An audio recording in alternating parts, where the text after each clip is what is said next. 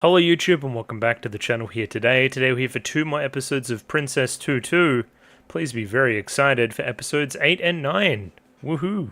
It's Tutu Monday, everybody. Last week, big serious reveals and stuff. Princess Krahe, of course, revealed herself. The Crow Princess, who seems to be at least possessing, inhabiting, bringing out a certain feeling in Ruchan. And that seems to be an antagonistic figure. There's a lot of really fun meta stuff last week, of course, about, again, the story almost grinding to a halt, much like those gears in Drosselmeyer's little zone there, right? It's just kind of stopping and slowing, and we need to, get something out there, speed it back up, lubricate those gears, which is kind of what we're doing with this new character in my view. And, again, lots of interesting stuff there, because Drosselmeyer's got a motivation there, a thing that he's doing. Edel's kind of very similar. She's trying to do the same thing and trying to push, again, Ahiru towards this thing, giving her the stone at the exact right time. And now we have this other third entity as well that is also wanting the story to continue for whatever reason. Remember what Edel said? She was like, stories that don't have an ending are sad. I'm listening. I'm watching. I don't know. I've come in very aggressive very early. Potentially a couple of YouTube comments here can calm me down a little bit. First comment here from Molly. She's not gay? What's the point? He knows his audience, folks. Yes, indeed. I did chuckle too at my own jokes. I am very funny. Yeah, that is the kind of character you would generally expect not to have a husband. So when she did have a husband, I was kind of like, oh, this a little bit unexpected. Also, there's like a 90% chance that she's a beard for the very emotionally attentive husband involved in theater. Now, you're testing me here a little bit. What is a beard? In LGBTQ plus slang, a beard, stolen from Urban Dictionary, refers to a person, typically a woman who dates or marries a gay or closeted person to hide their true sexual orientation. Again, you could kind of intuit that from the sentence structure, you would say. Again, I don't want to generalize, but generally guys in theater do swing one way and not the other.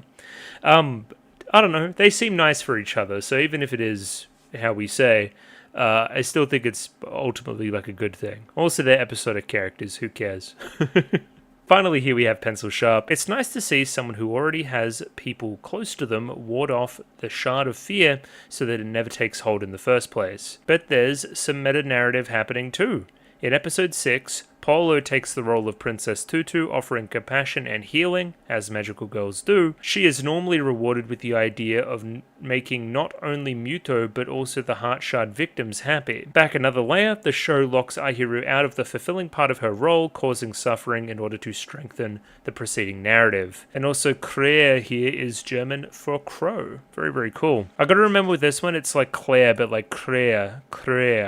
Kinda. That's kind of what we're going with. I got it from, again, it's a Google Translate, but it's not framed. Anyway, more to the point here, because this is a bigger, discussion, probably something I should have brought up last week. You are right. In these episodes, things are normally tied up in a nice little bow, and kind of Tutu/Ahiru gets exactly what she wants, right? We are bringing back Muto's heart with all the emotions that come with. Generally, they've been happier emotions, or at least things that don't make Muto scream in agony. He seems to be thankful for it and, grows a little bit more emotional and a little bit brighter because of the actions. And again, crucially, the episodic character also gets their emotional turmoil solved as well. It's all just very nice. It's a very neat 20 minutes of television. But you're right, Polo gets to do that with Polomoni, I think was her name. He gets that emotionally satisfying part with this person that's come into town for this episode. On the other side, not only does Tutu/Ahiru not get the reward of Muto feeling good about this at all, and him getting a little bit brighter and, knowing about Tutu and wanting to learn more and all that other kind of stuff. He's like screaming, the guy I like, the one that I want to make happy is sad, that is anti. But also I'm not making... at least I'm not having a personal role in making the character of the week happy either. Polomoni, this person I respect. I didn't have any role there. She just kind of got over it on her own and is going to move on to better ventures and whatnot. You're right, and it all builds into episode 7, whereby Ahiru says, "I've had enough." Again, and that's kind of needed. This kind of investment here is needed to make that make sense, and to make her want out, I guess. So props to the show. That's some cool stuff under the hood happening, where it's like, oh, we're kind of breaking the cycle of this episodic structure. Ahiru wants to stop. We're not going to let her stop. That's kind of the structure we're going with. It's very, very cool. Either way, that'll do it for the YouTube comments. Let's shout out the patrons and we'll jump right into episode 8. If you can't get enough of Princess Tutu, it just literally is the one thing that you must continue to see every week. Potentially consider the Patreon. It is linked in the description below. $6 a month gets you episodes 1 week early. So again, potentially 10 and 11 are bangers, and you really want me to see 10 and 11. They're up there right now. You can click on it. It's in the description below. Like the video, subscribe, do all that other kind of stuff as well. I would appreciate the support. Either way, thank you to my patrons, starting here with Sean, AJ, Akamansa, Bananarama Hamadama-sama, BD422, Brendan M. Gibbons, Brett Jones, Bryce Peak, Capella, Chobaribby, Copley, Dapper Dwarf, Ed, Fancy Question Mark, Fruit, Gloriana Tenebrae, Glyke, Hans Peter, Ika, Yaku Yavanen, Joran, Kasogtha, Clem, Kot Begimot, Lick H, Lou, Master Detective, Matthew Bratcher, Mickey Babbers, Miru, Mistake L. Chen, Molly Weinberger, Mr. Maniacs, Nature Without Man, Parnick, Pencil Sharp 333, Pointed Snowdrop, Runlight B&K, St. Lily, Sal, Sam1373, Skeleton, Tentacle Member, Waifu Overdose, Without a Net, Binchi, Chummy Boo, Kelvin, Hayuto138641, and Aussie. Thank you very much for giving me money. I enjoy the money. Princess Tutu, we're back. So the most pertinent piece of information is that kind of Rue's now evil, quote unquote. There's some kind of malevolent force that is occupying her at times and turning her into the enigmatic Princess Claire, of course. Rolls right off the tongue. I don't know, she's in a black dress and can dance really good. I think that she's also stolen one of the heart shards. We don't know what she's done with it yet, but it seems that she's going to stand in the way of whatever Ahiru has going on with Muto. And again, it feels like whatever this possessive force is, even if it is that, it's taking on this element of Rue, whereby she's really nervous and almost like jealous and protective of Muto around Tutu. So it's like, okay, well, you want to directly like compete with Tutu, right? Now you got to don this. It's almost very like Spider-Man 3 Venom, almost. Like, hey, here's this temptation thing, right? You want to compete with this person. Have a look, maybe. This is all hot off the heels of Ahiru having a little bit of a crisis of faith when it comes to this Princess Tutu thing and potentially just wanting to drop it all, even if it means dropping her girl status and returning to just being a duck. But through some clever maneuvering and also maybe some Ahiru genuine internal motivation, she continues to be Princess Tutu, and I guess we'll see where that picks up coming up right now. Fakir is also there, and he's probably a little bit more sympathetic than he had been previous weeks, last week. So, 2 thumbs up, lots to discover. I don't know, man. Let's dive in here to episode 8. Episode 8 of Princess Tutu. Let's do it. Radio, episode 8 of Princess Tutu, up there ready to go. 23 minutes and 56 seconds on this one, so sync up accordingly with your own copy. I have the official stuff. It's got another name, but it's the official stuff. It's the Blu-ray. So yeah, get that copy if you want to follow along with mine. If not, there's a picture-in-picture version in the description below for your viewing pleasure. Let's give this thing a 3, 2, 1. Radio, 3, 2, 1, go. A warrior. In order to protect his friend. How does that make any sense?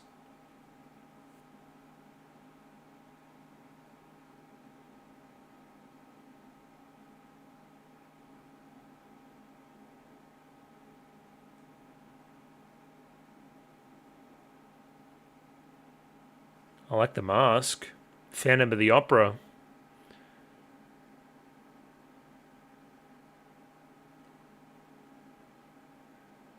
But was that really okay? I don't know. We must remember that, again, these intros are generally related to their, episode, specifically. So we're going to be watching for a sword and a warrior and a friend and all that other kind of stuff as we dive in here. Just outside of the Princess Tutu stuff for a second, I really hope we don't crash. It's been 2 videos in a row, Musume and Mushi-Shi, which had a crash during one of the episodes, and my computer just, like, it's just, like, restarted. It's very weird. Again, I'm not losing any footage there, it's just kind of annoying, and I have to restart the computer and get back into the episode. So, like, I think this computer is, like, 2014, maybe? It's an old computer. I need a new one.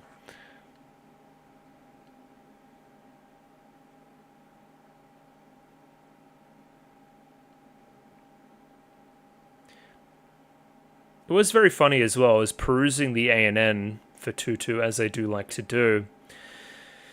And you look at that kind of header, that image, and I'm like, oh, that's very obviously like Princess Crea. Still rolling off the tongue, of course. Like, it's just almost like a quote-unquote spoiler in plain sight. I didn't notice it until, obviously, now that it's pertinent. It's funny how your brain works like that, right? You, like, don't know what's a spoiler until you've almost, like, started a show.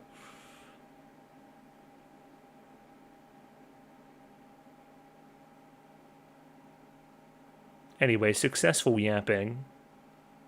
What is happening? The Great Wall? It's a little bit somber.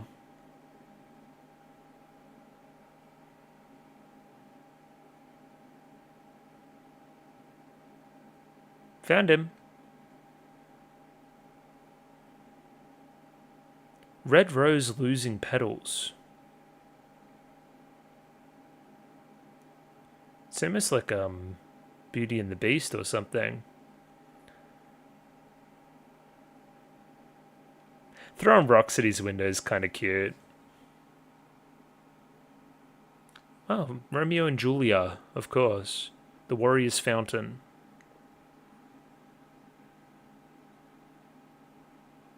It's almost something like a bird would do.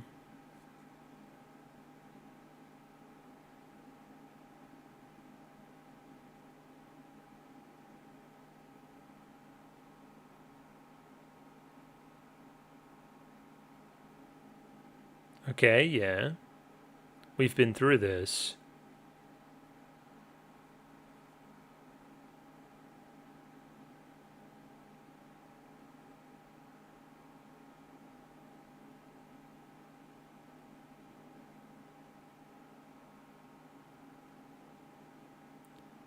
He's going to tell you the same thing as every time.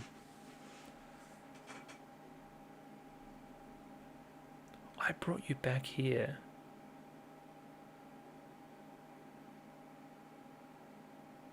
A warrior?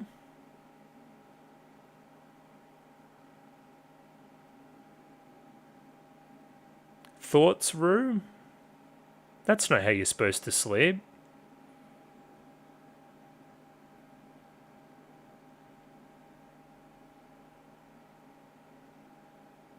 No memories.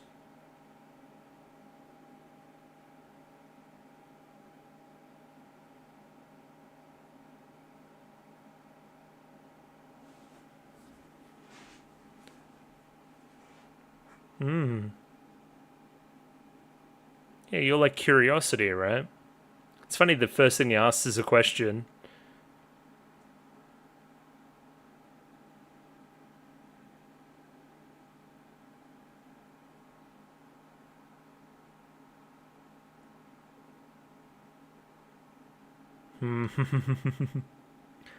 Is that a mirror in the back maybe too?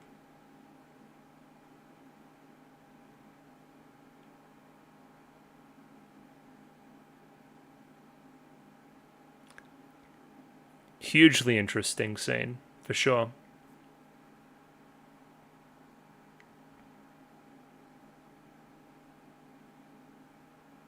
Throwing rocks.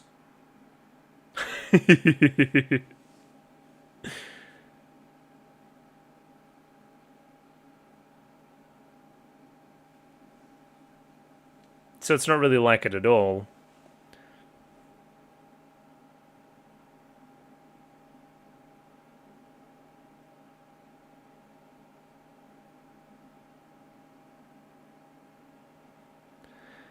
That was an interesting cut too. Like transition there.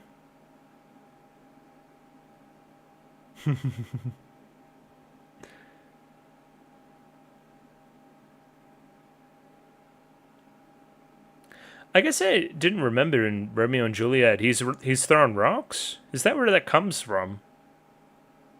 I guess so.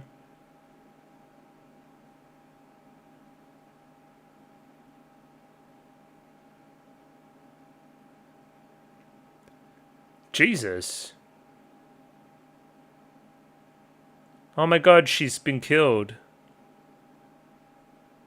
Oh, he is here. Sup?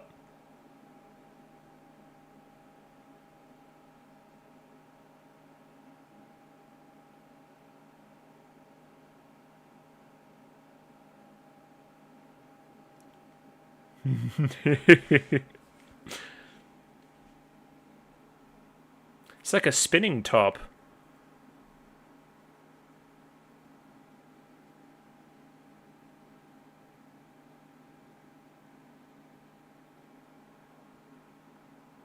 Yeah, I was throwing rocks at your window.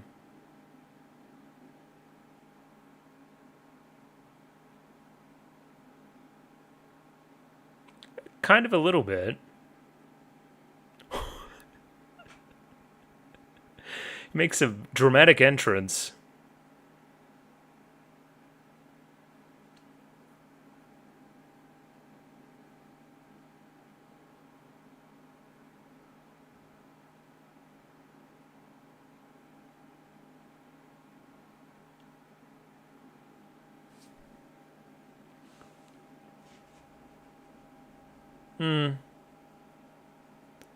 Literally, what are you gonna do? I'm Tutu, bitch.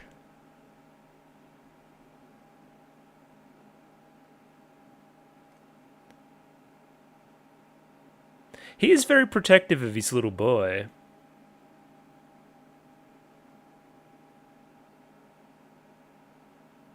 Revenge match.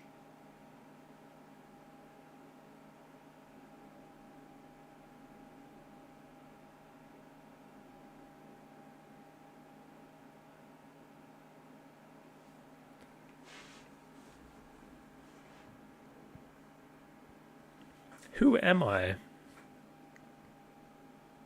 Yeah, I forgot that direct, like, impetus for what she did, for the, you know, for Princess Crea coming out.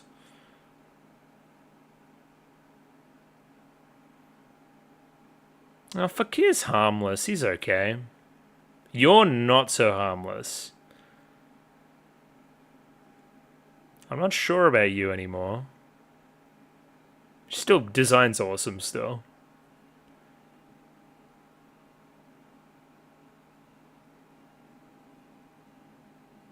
Do you want some more rocks?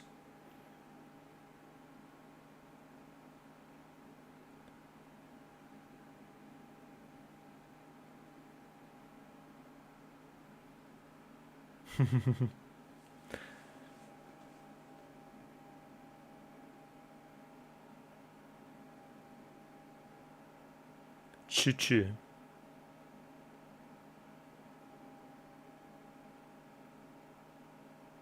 I think you're misreading.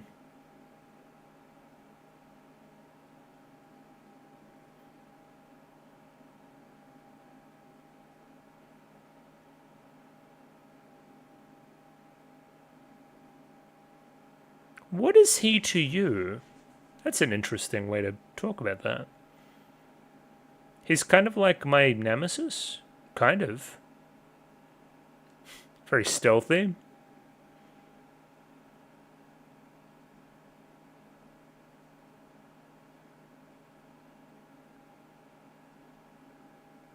Don't be weird about it. Oh my god, his scent. Like, you should be in prison. Oh, it's Iguana Man.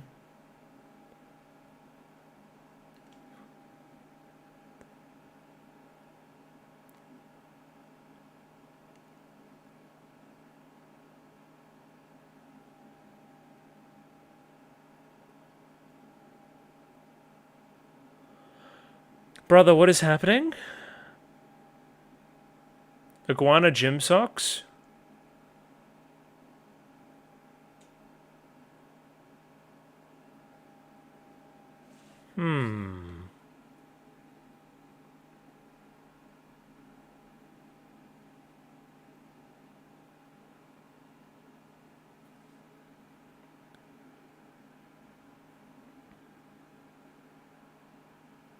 Yeah, he was kind of chill. He was like really protective. Maybe he's just really protective.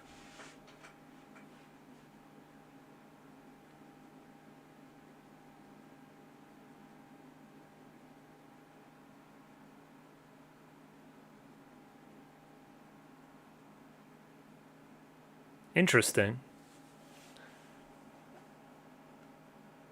All in the hopes of getting like him to help you almost like fight against Fakir. I think you misunderstand. Like maybe not fight against him, but like see if he needs help with him.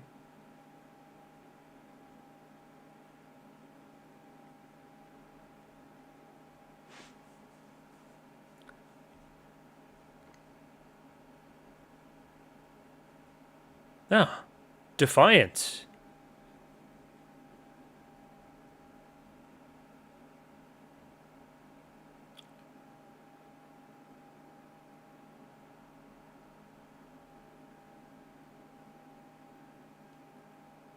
Look where his arm is.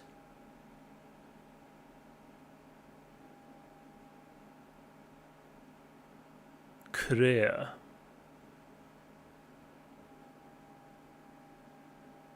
Now he's like pulling his hair and hitting him.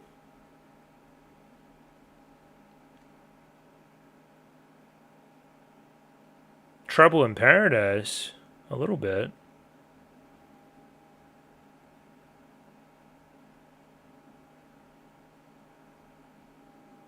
It's time for me to get at the sword. Whoa. Whoa! Look at those scars, man. This motherfucker, that's Strider. He's cool.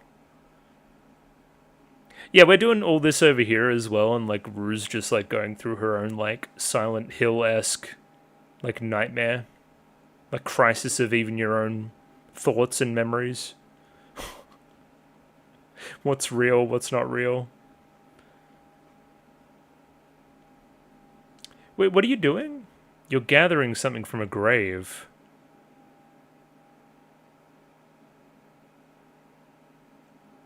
And the mask, too.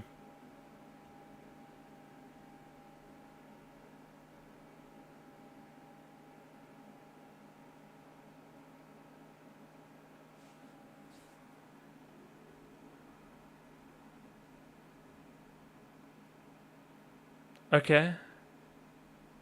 This doesn't seem good.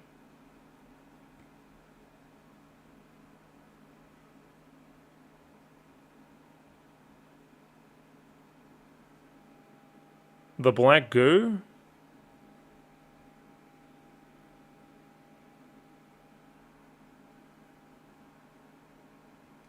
Fakir did a blood ritual?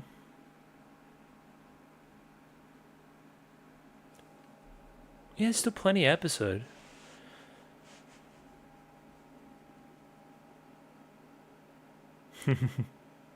She's very cute. Are you ill?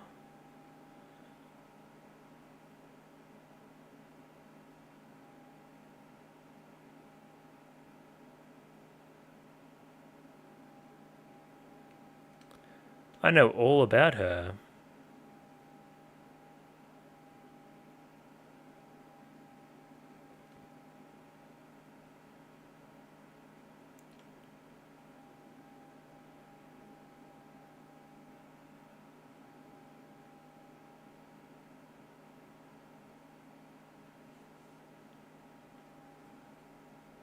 Oh. That's almost like love. That's a lot like love. Yeah. I was about to say. This like very similar to last episode when this happened.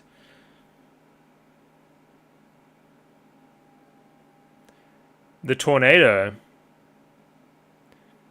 Yeah, she's not even, like, superpowered right now. You're just beating up some random girl. What's up? You belong with me.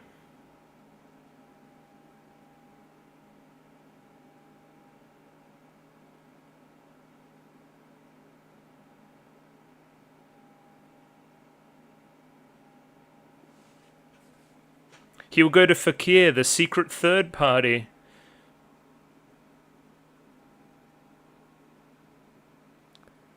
This is interesting. Did we see this happen?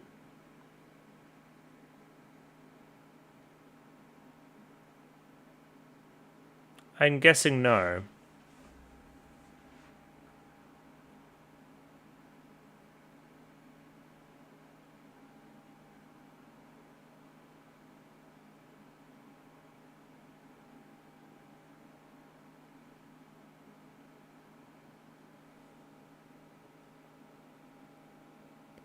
The feet there are crazy too.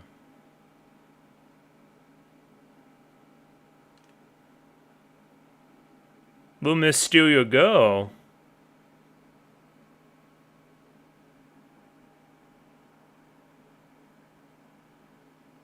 Damn, they're getting all hot and heavy.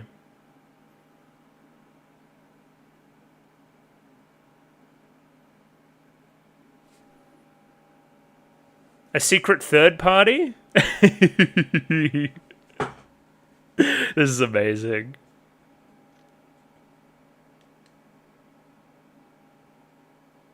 It's so theater. Whoa. That was sick too. Yeah, that effect.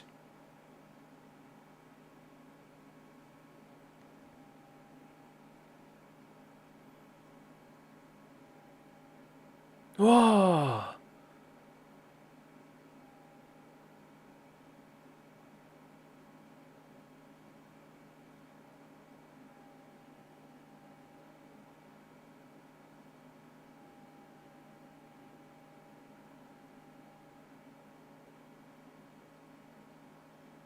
The fan? Where'd the fan come from?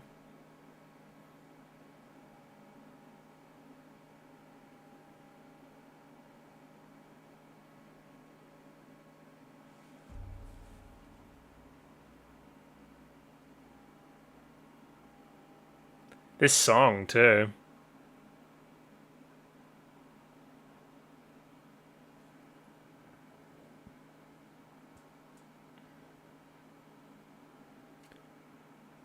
He took the sword.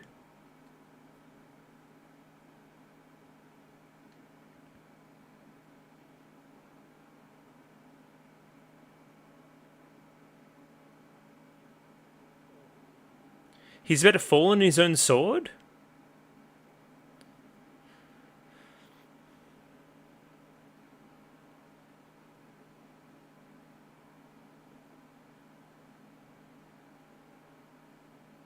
Drosselmeyer, save me.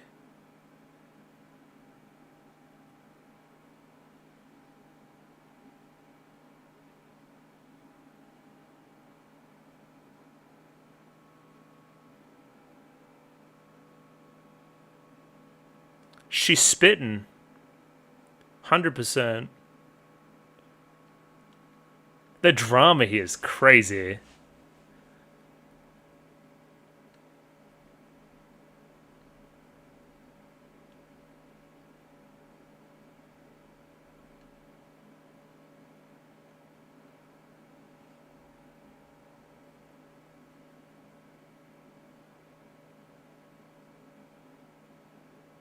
Okay.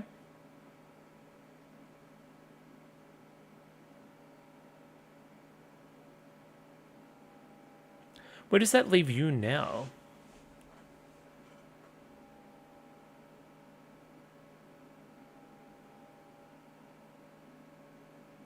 I mean, I would have did this last episode if I wasn't so rudely interrupted.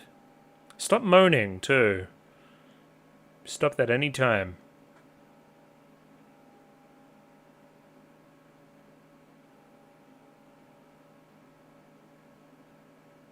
What do you want to know? Oh. Isn't it clear?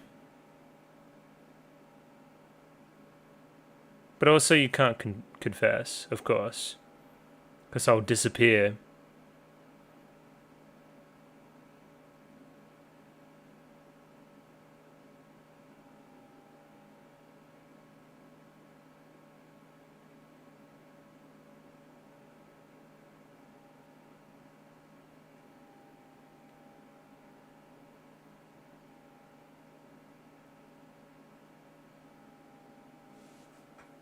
I don't know, I see some fucking crows up there or something.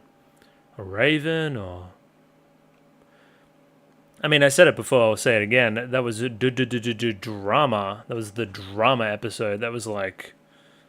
Oh my god, everybody's like clashing over our boy. I don't know. I'll need to break down a lot of stuff once again. This feels like another really big picture episode. Hot off the heels of the previous two.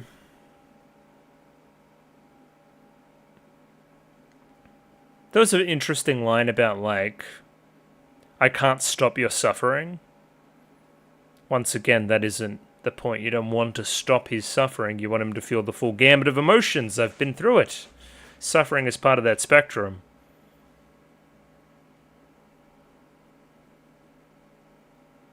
A world without suffering is also a world without happiness. There's equal and opposites to everything. We need to maintain balance. Anyway, none of this should be particularly groundbreaking. She's kind of hot, no? Princess Kre? I mean, you know, caveats out there. Obviously, she's like 14 or whatever. But I don't know. It was kind of something. I liked it. Oh yeah, we're not doing next time ons. Get me out of here. Anyway, incriminating evidence aside, let's dive into episode 9 now. Why not? Rightio.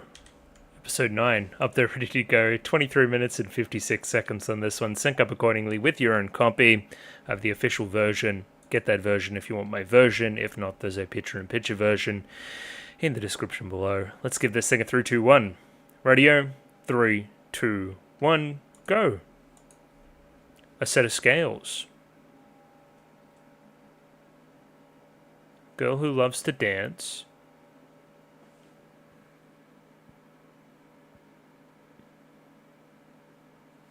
This is familiar.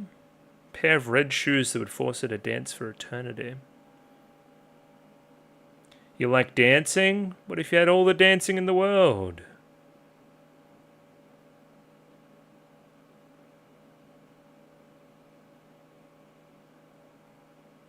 I don't know, I feel like you're being cute, narrator. Come on now. Throw me a bone.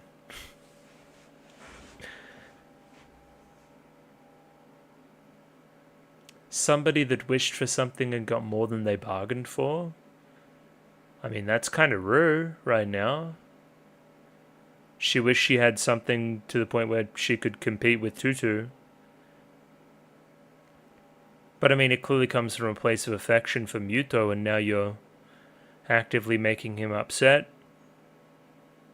It's like, okay, Rue's whole thing is that she's scared that Muto gets his emotions back and doesn't like her back, right? That's my view anyway. This is like, Princess Krea is like turning that up to 11, right? Where it's like exacerbating that bad part of her personality, where it's like, yep, okay, I'm fully happy with him being subservient and not thinking for himself, and I'm just going to dominate him. And again, I was like posing him in all these like positions with me and whatnot, right? It's not of his own accord. He doesn't have any control there, but he's with me, and that's all that matters. Where again, you would like to think that Rue herself may grow to be in a similar position to Tutu and be like ultimately just sacrificial and, you know, think about Muto himself and what he wants above all other stuff. Where again, a lot of this is like, it's mirroring Utena so much in my mind. It's kind of some gender swapping there a little bit, which is fun. So again, we had a character there that was very subservient and malleable to people, and I mean, spoilers for Utana, but her gaining some freedom was a good thing.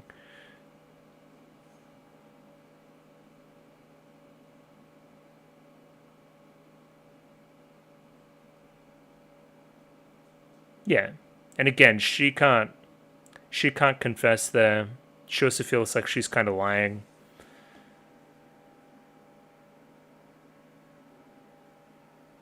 Whole imposter syndrome thing again, of course. Now, were you conscious during that? The black shoes. She wears a lot of black. Being rude. Ah! What the fuck was that?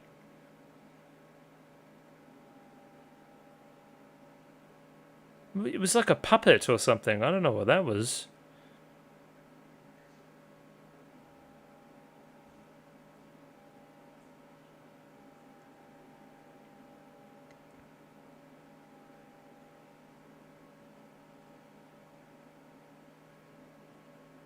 Still lots of birds that need feeding.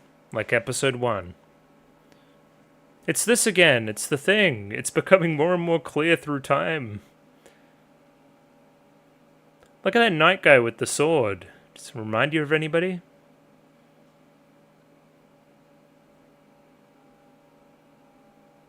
It's interesting.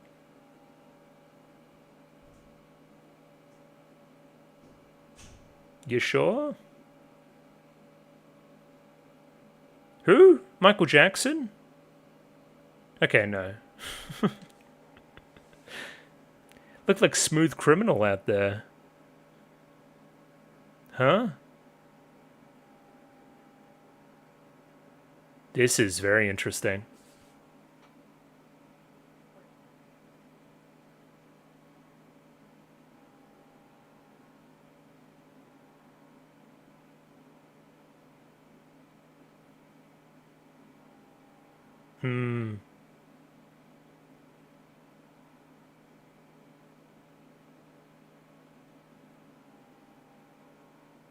He doesn't have a lot of tact now, does he, Muto? I guess we didn't get the tactfulness emotion back yet. They've gathered quite the crowd, too. Oh, toothpaste.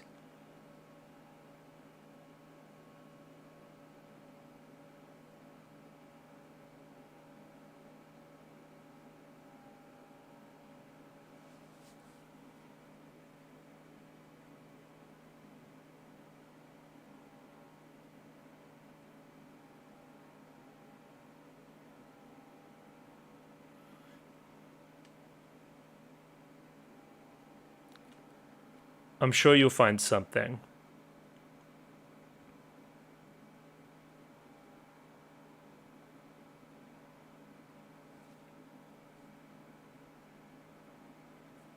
Pizza?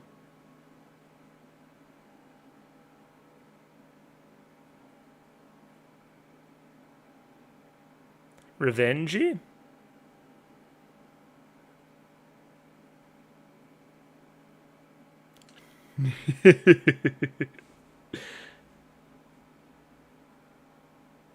With the fires of the pizza ovens. Did she miss that? Was she there? Anyway. Oh, I've missed you, Neko-sensei.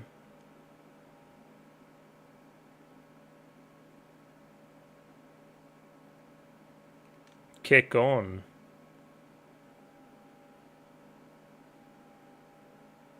There's an earthquake?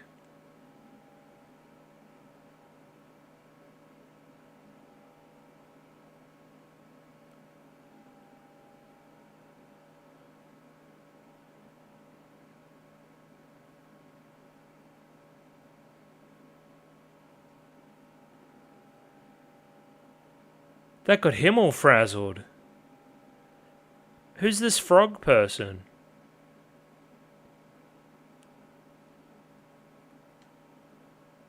Is that Drosselmeyer's cousin?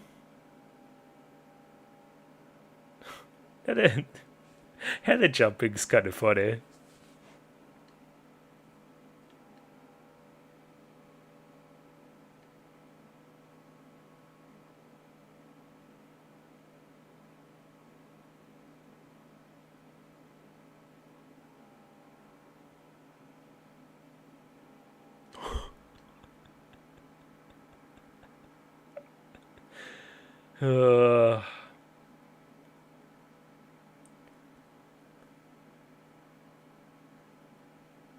Hilarious. Oh, the legs there even.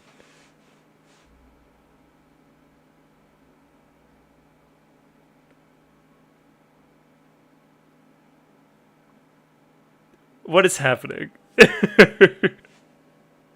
Oh, hello. Oh, not so chance. The faces. But we must remember there's trouble in paradise, though. Even Stevie Wonder can see it over there.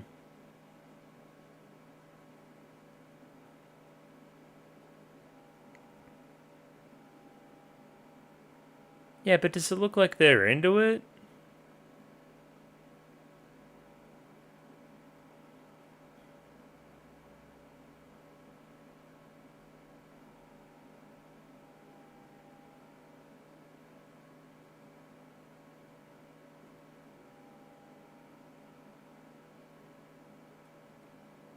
I remember.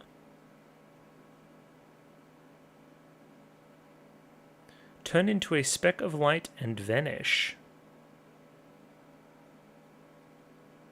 The legs there are crazy.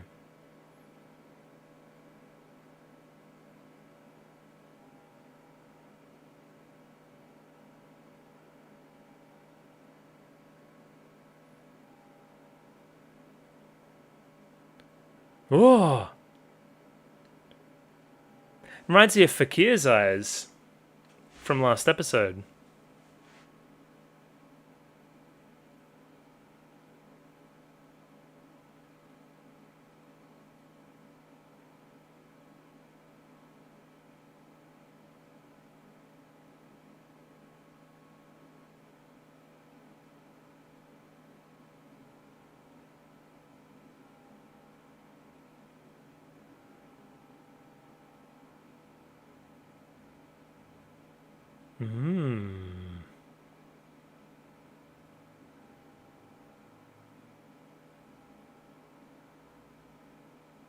Oh. Oh.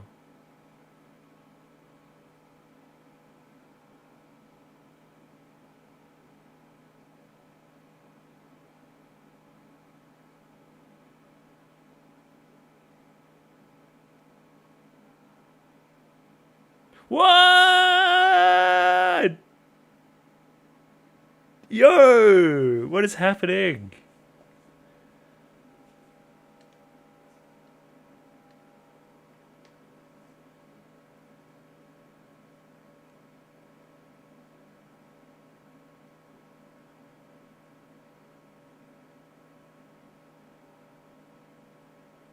Okay, dude.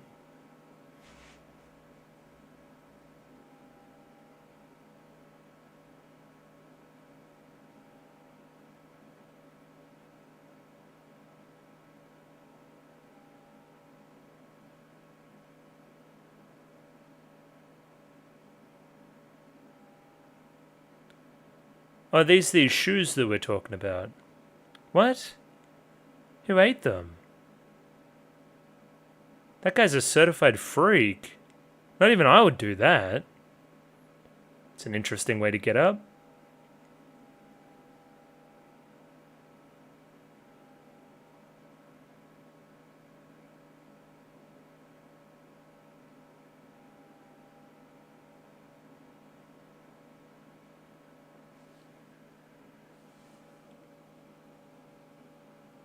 Love this shot, actually.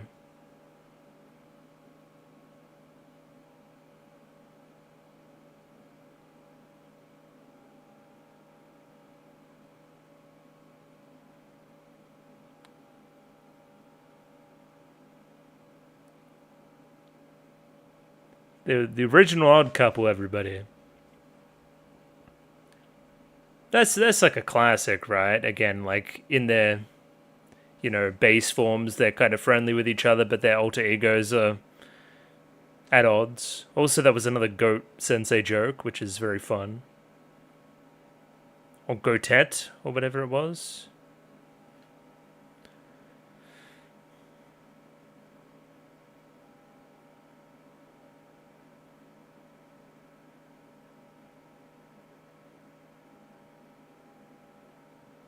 So gentle at the moment. Just what happened? What happened to the girl I love? I'm really gonna need to know who you are. That's not how you clean windows, by the way. Get some damn Windex.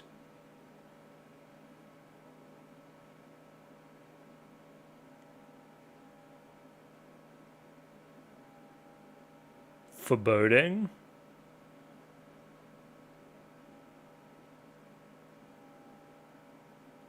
Summer.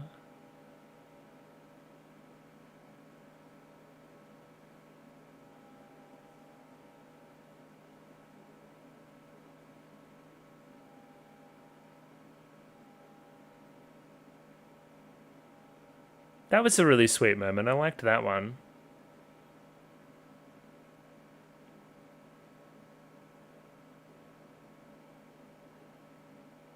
Damn. At the pizzeria too?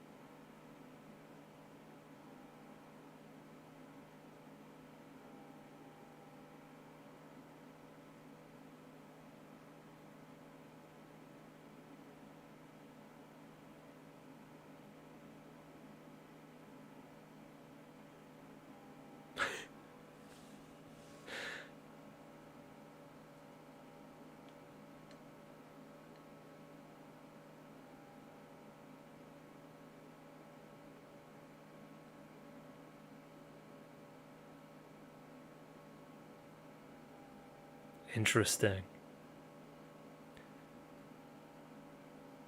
I'm gonna say... This is such new 10 episode, man.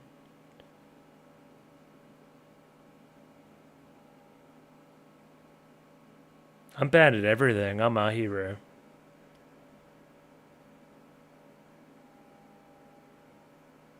Oh.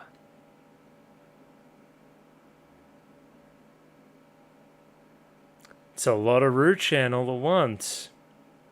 I can't blame her.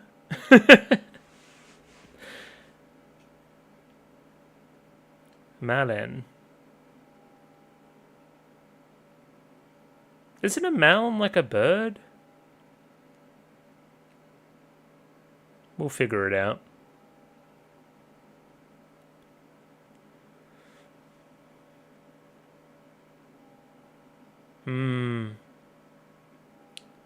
Might be some feelings there, maybe.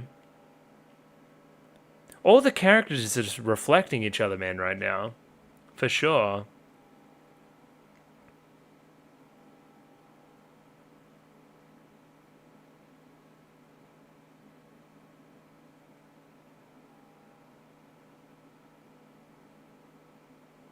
Love that sound effect, too.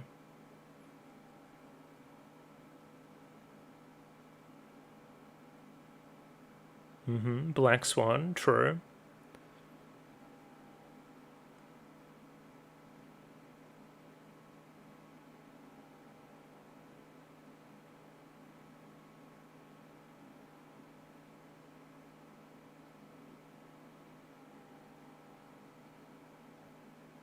Oh. I forgot about that. I don't know why.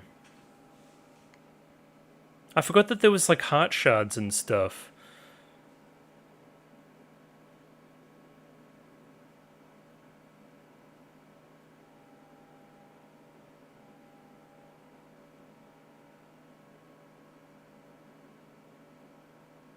This is interesting because Malin here is kind of already exhibiting an emotion that Muto's already kind of feeling, which is I have strong feelings and I'm unsure how to work with it and what they mean.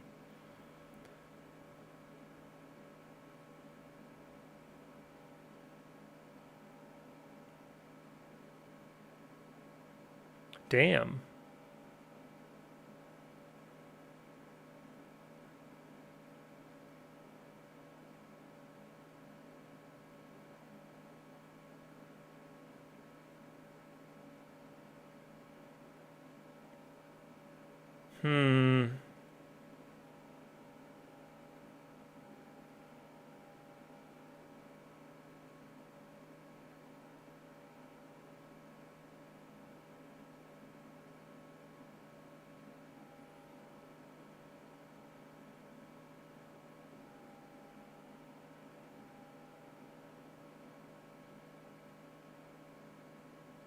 Okay. She's been possessed once again. There we go. I was wondering where the shoes came back into it. Oh! I don't know about all that.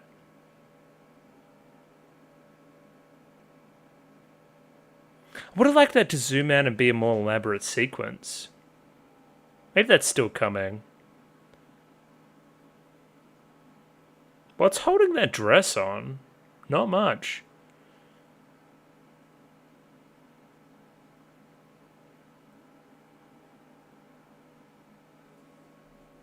Yeah. We don't have much left.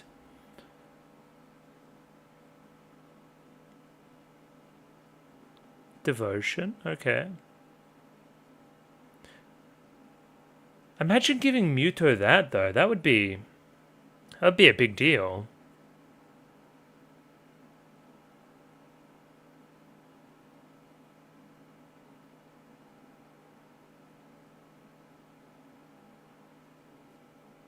Tutu's not even trying?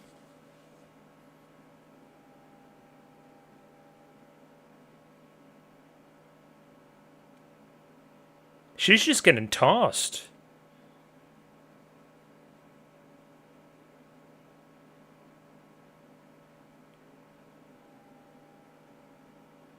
You're right.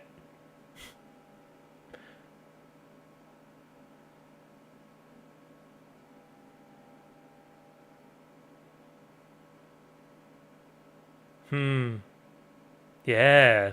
The way you said it, too.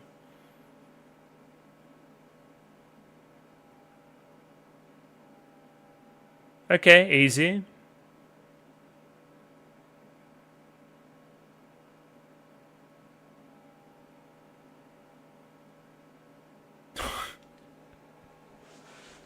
She's like, okay.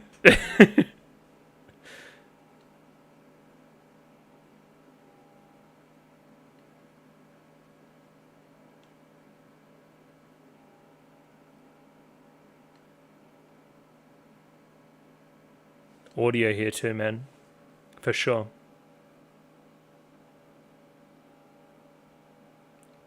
Oh! Super fakir.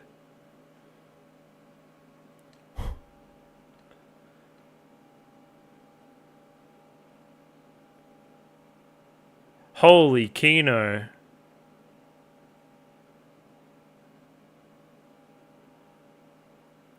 Holy shit, the audio. Alright, I mean, you didn't do it this time, though. What a scene. That was amazing. And? No Drosselmeyer? No way. That's... Oh, shit. It's really up there as one of the best episodes thus far. Just, like, so clever. I got my work cut out for me tomorrow, for sure.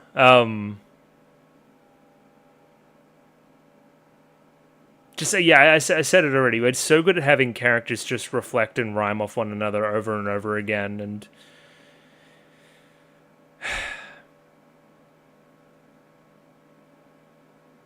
It's really good. This show's really good. It's really, really, really, really, really, really, really, really, really, really, really, really, really, really damn good.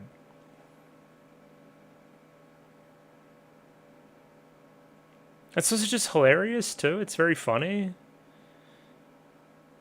Like that goat. It's good gear. It's very, very, very, very funny. Can you tell I'm tired? I'm just like saying the same word over and over again. I'm at a loss for words. Finally in my life.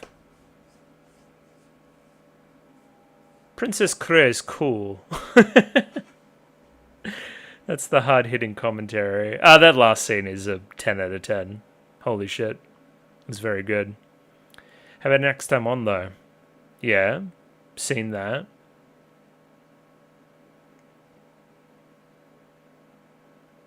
Interesting.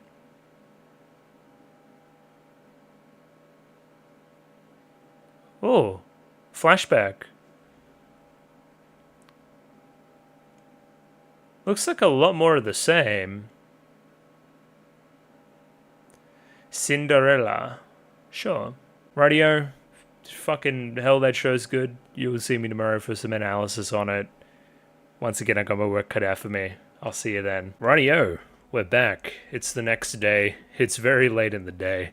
And we're going to try to have a look at episodes 8 and 9 of Princess Tutu. Now, caveat out there. I might do one episode here tonight and maybe talk about the next episode tomorrow. We'll see how we go. Just, yeah, it got late tonight, and not for any particular reason, it just ballooned. I didn't realize how late it was, so... Yeah, I mean, and we picked a doozy of a day to do it too, because, yeah, these are two episodes that deserve a lot of talking about. There's a lot going on under the hood here that is very, very interesting. Episode 9 in particular, in the best way possible, this is the closest we're getting to Utena, which is the ideal, in my view. It is, yeah. It's to the point where I probably should look some stuff up. Like, I'm amazed that there's no, like, Ikuhara or anybody else involved in Utena in this, really. Like, in a lead role. It is so much like it, it's like almost funny. Like in particular, there's a sequence where we have two like funny animal characters talking about something, and it's actually reflecting the real emotions of, you know, important characters in the scenes and like, you know, important emotions and whatnot. And I'm like, that's the best. That's the best part about like Utena is like all these like funny little joke interactions have so much deep meaning if you look for it. So again, just kudos. So good. Mostly I would say the thing across these two episodes was probably Rue/Princess Kree. I think that's the most stuff we're getting that's new. Fakir, obviously, again, he's got his transformation. He's got his kind of focus in this episode, obviously, too. Continuing to be a pretty sympathetic character, and his role as a potential warrior, as a knight of the prince, is growing, of course. But honestly, again, it's probably even too broad for me to summarize right now everything that goes on. So, like, let's try to get to the actual scenes, break them down piecemeal. We'll see how much we can get done tonight. Let's dive in here. And by dive in, I mean start right here. Long ago, there was a warrior. In order to protect his friend, the warrior took his friend's life. Also, friend. Yeah, the warrior is Fakir. In order to protect his friend, he shattered his friend's heart. Right? I almost inflicted this thing upon Muto to protect him. And it's going to be dangerous if he gets that heart back, because that was his weakness.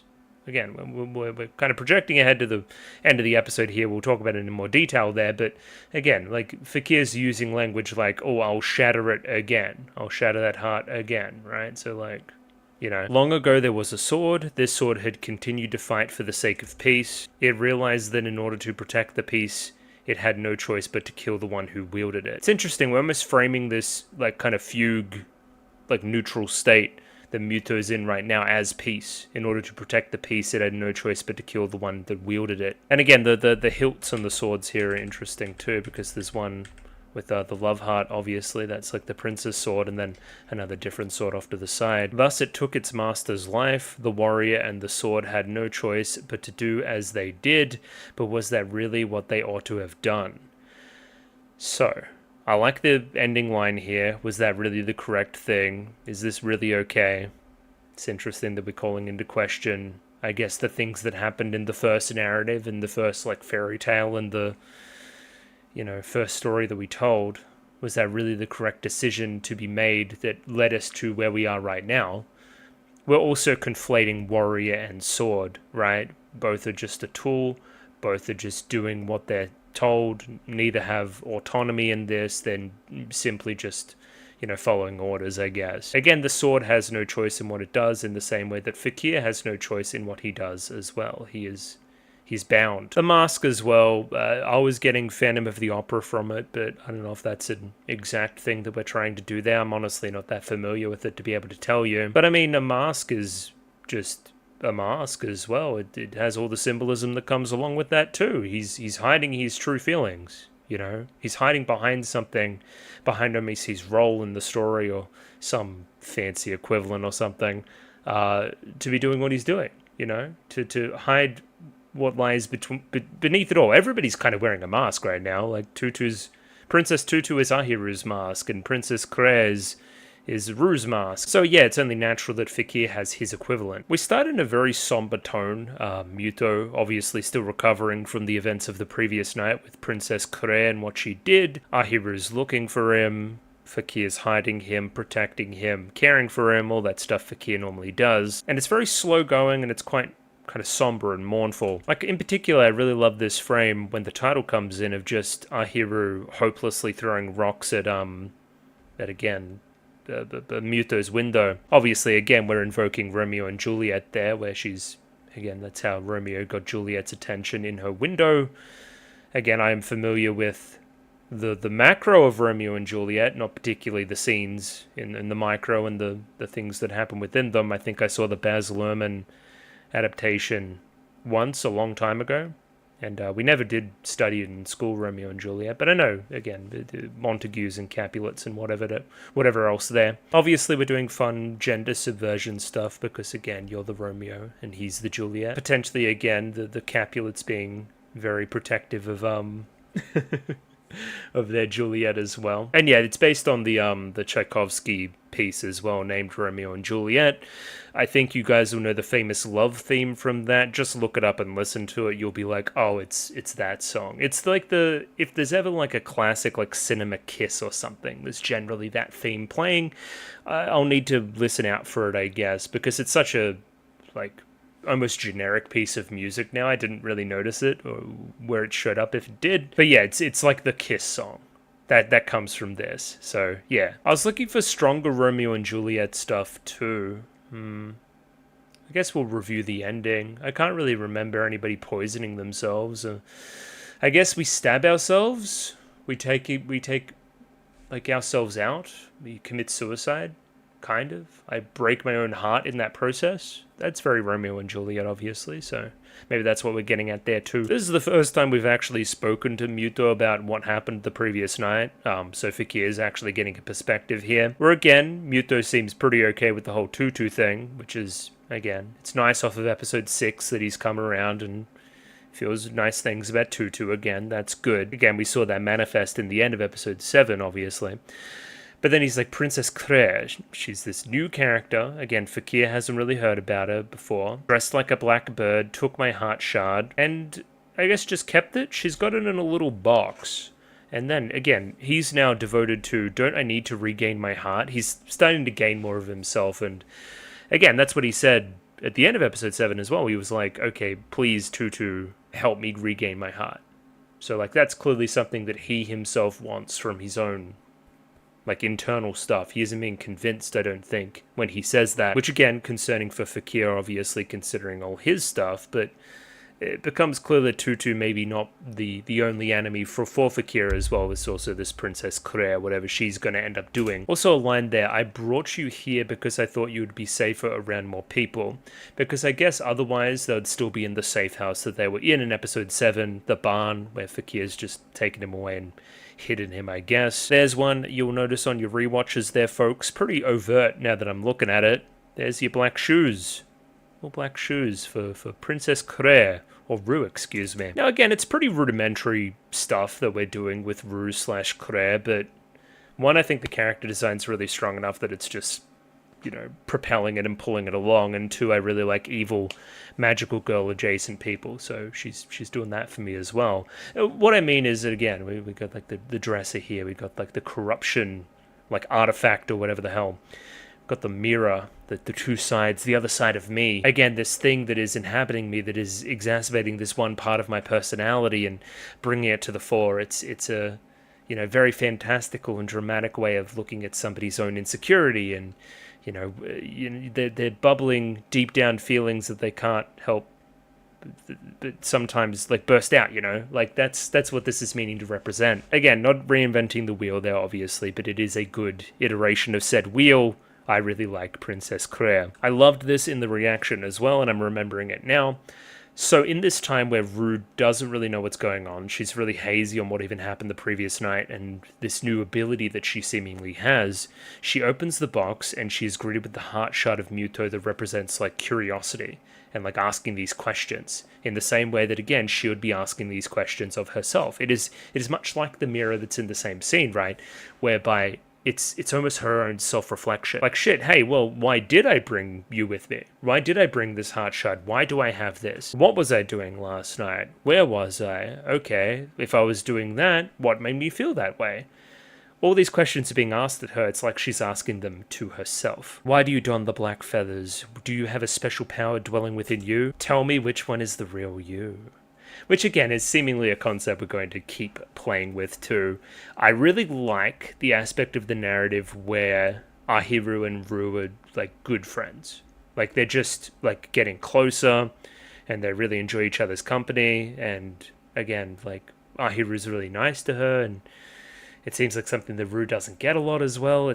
That's really wholesome, and, again, makes their alternate roles, where they're actually adversaries, all the more tragic. Once again, I'm seeing a lot of superhero media in this as well. It feels like, again, in real life, we're friends, our superhero alter egos, which we don't know about, mortal enemies. And I believe we had mentioned it before, but it bears repeating.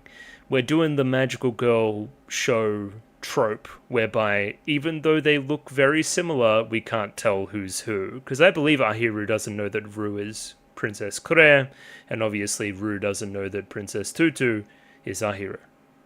Nobody knows each other's secret identities there. I guess the reflection motif isn't just limited to the mirror as well. We're also getting a little bit of Ahiru reflecting as well. We must remember that not one episode ago she was contemplating just dropping the whole Princess Tutu thing. Now again, Muto's giving her some more confidence there with what he's saying about wanting to regain his heart and whatever else, but she's still a little bit shaky about it.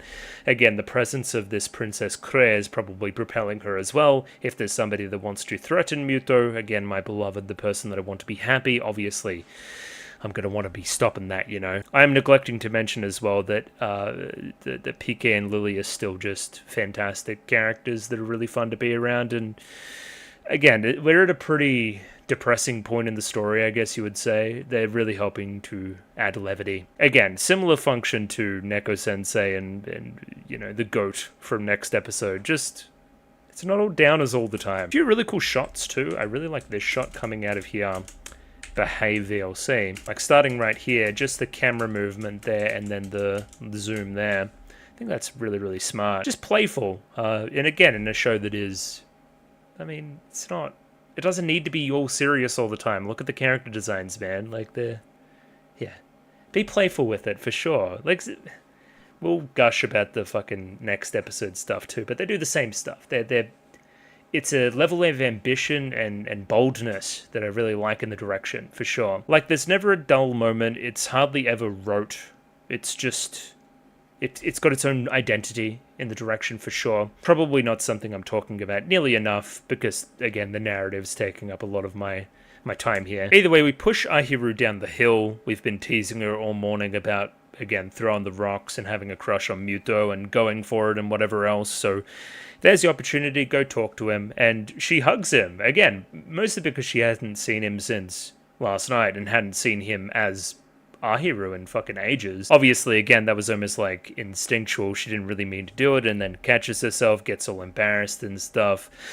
But it's also an opportunity for Fakir to come down and be all protective. And it seems like almost this moment where she was about to confess that she was Tutu and knew more about Tutu than she was leading on. Of course, Muto's obsession at the moment is Tutu because, again, I want to regain the heart. I want to know what's going on there. I'm like compelled by this feeling I don't understand towards Tutu as well. So obviously he's interested there. Right at that moment, then Fakir comes down and stops proceedings. Another thing we're doing quite often is reflecting a character in another's eyes. It's interesting in this one where we're almost using it as like, I've locked in on you.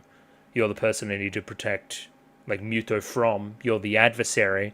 Where later on we use this as almost like affection. We use it differently each other time, I guess. I don't know if anybody else is feeling this, but I feel like we may throw a curveball in here somewhere. I don't know if there's, I'm going out on a limb here. I was getting some stuff whereby maybe Fakir ends up with Ahiru. I'm just going to say that now. I'm probably wrong, but I got a feeling somewhere. I'm going to bring it up when and if it happens again. But I'm just putting it out there. It's just a prediction. I could be wrong. But it's just something I'm feeling. Oh, I remember. It was the scene where she's a duck and he's all nice and stuff. I thought that was good. I don't know. It seems to me that Muto is really interested in Princess Tutu and not so much in Ahiru. Right? And Princess Tutu can't be with her beloved, right? Or can't be with Muto, can't be with the prince, because otherwise she'll fucking turn to light or something. So obviously I don't think, unless things change and we break something in the story, which is also possible, you can't be with him. So you could be with him. I don't know, it's not strong evidence, but sure. Yeah, the scene with the duck later on is my best evidence, I think. Back over with Rue now, and she's trying to recount things. I think she's stayed home from school that day to figure things out, which is probably fair enough.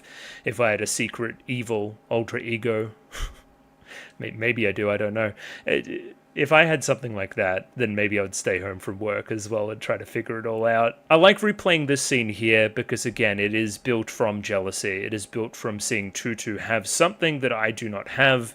It is the crow using that feeling of inadequacy to power Princess Crea, right? Almost the polar opposite to Tutu, the inverse, to perpetuate the raven's own thing that it has going on. Sure. Which is also kind of Drosselmeyer by proxy. That's a theory, I don't know. Again, it's weird. I like, again, it feels like she's in the audience. She's not the star. She's watching the star. You know, the two major romantic leads have a scene, and she doesn't like that very much. She wishes to be in the role up there on stage. I think it's just interesting because we use this almost directly the exact same way the next time that she transforms. I'm sure the audience is feeling the same way. Chat room, are you feeling the same way that I am feeling about Edel? I'm becoming less and less confident. My positive feelings about you are eroding. That's the wrong way to put it. I still think she's a really cool character. I'm not sure that she is working entirely independently. Let's put it that way. She may be on some strings or something.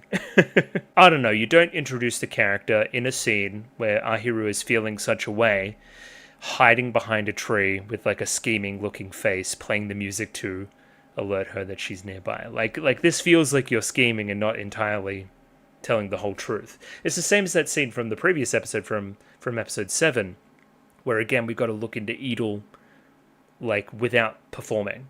Like, what does she look like when she doesn't have an audience in front of her? That's what she looks like. She looks a little bit more sinister, you know? We get a little bit convoluted here. Edel hands over a stone that's courage, and apparently courage is something that needs to be used by two people.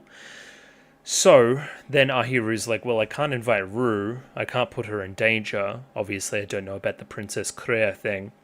Hey, the only other person here that can help me defeat Fakir would be Muto himself, right? I need you to understand that Fakir's a bad guy and that he's shackling you and that you need to fight back against him. There's another really interesting line here. Again, maybe I'm just looking for evidence where there probably isn't.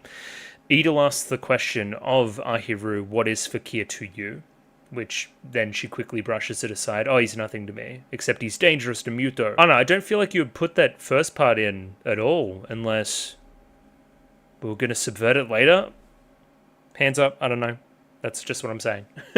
Oh, another very funny thing I just realized. So, in order to invite Muto on her little plan of rebellion, we're going to put a little letter in his locker. You're in your duck form, so you can sneak in and be all stealthy and stuff.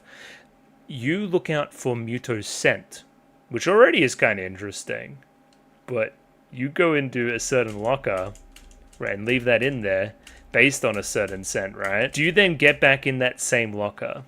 Does Fakir smell of Muto's scent, is my question. I'm just putting it out there for the class. I don't know. Also, Mr. Iguana's here. Now, listen, on second look, this is a locker that's on the second level. She puts a letter in the locker that's on the first level. Not quite. But we can dare to dream sometimes, can we? And yeah, as mentioned before, Fakir's really nice to the duck. He doesn't have any pretense, right? He doesn't need to be protective of his boy. I don't know, you just see like a weak creature and you want to like give them some food and let them out and stuff. I don't know, generally, again, we're talking about shorthand in cinema here. If you see a character that is nice to animals, they're generally a good guy deep down somewhere. Generally. If Fakir was out here kicking ducks and stuff, I'm pretty sure we can, you know, put the nail on the coffin there and, you know, throw away the key and do all those other kind of things. He's a bad guy. This leaves it open a little bit more, you know. He's a complicated guy, damn it. A really interesting scene here for Ahiru as well, as, she thinks to herself, right? What even am I? In the same way that kind of Rue was in the previous scene. Like, who am I? Who's the real me? Right? Because Fakir's really nice to me as a duck. Because I'm a duck. Right? But it's that reminder that I am a duck, and Princess Tutu's only a thing that I can do. Or is it the opposite? Am I a girl? Am I a duck? Which is a dream? Which is a reality? Well, blurring the line there. I don't know, it's interesting that you're having this crisis of faith at the same time as Rue, and Fakir's kind of spurred that on, right? With these different interactions with you based on which version you are. Outright antagonistic towards Tutu on one end, and pretty affectionate towards the duck. You know? Yeah, I don't know, I completely ejected this scene from my mind, because that is definitely Muto reading the letter that he received from Ahiru. Anyway. Either way, Ahiru didn't really think. Everything that Muto does obviously goes through Fakir, so he's going to get that same information. Again, there's a meeting planned between us at 5 o'clock. Obviously, Fakir's going to poo-poo that pretty quickly. But Muto's getting a bit of a spine for himself, right? You say there's no need to go, but I really want to go. Deep down. It's a personal emotion that I have. A drive. Also directly denying Fakir as well. Once again, I do feel like you mirror Rue a lot, where Rue is lamenting the fact that I'm losing control over this guy, right? And again, there's a... what's the word? There's a danger in that.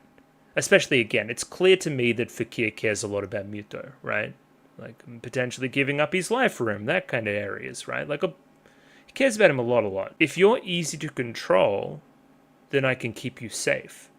But if you go out on your own and do your own thing, then you could endanger yourself, and I care about you a lot.